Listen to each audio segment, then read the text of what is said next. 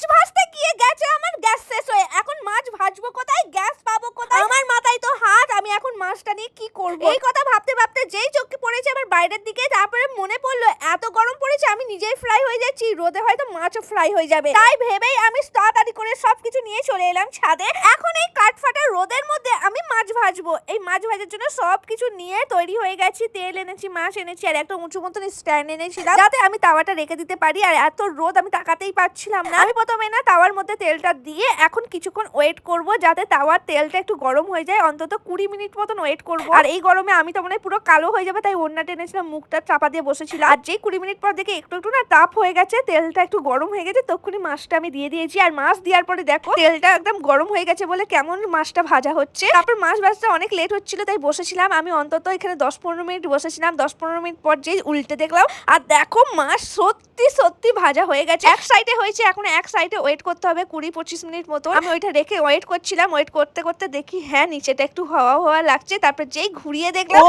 মাই god, এই দেখো নিচের দিকটায় পুরোটা হয়ে গেছে, মানে আমার পুরো মাছটাই ভাজা হয়ে গেছে। কিন্তু নর্মাল মাছ ভাজতে হয়তো 2 থেকে 5 মিনিট লাগে, কিন্তু এখানে আমার 1-1.5 ঘন্টা লেগে গেছে। কিন্তু কোনো ব্যাপার না, গ্যাস ছাড়া আমার মাছ ভাজা হয়ে গেছে। এই দেখো পুরো মাছ ভাজার গন্ধ আসছে, আর এত সুন্দর। তো কার কার মাছ ভাজা খেতে ভালো লাগে কমেন্ট করে বলো। আর এখন আমি চলো এটাকে খাবো। আর পুরো রোদে বসে আমি তো পুরো কালোই হয়ে গেলাম মনে হয়।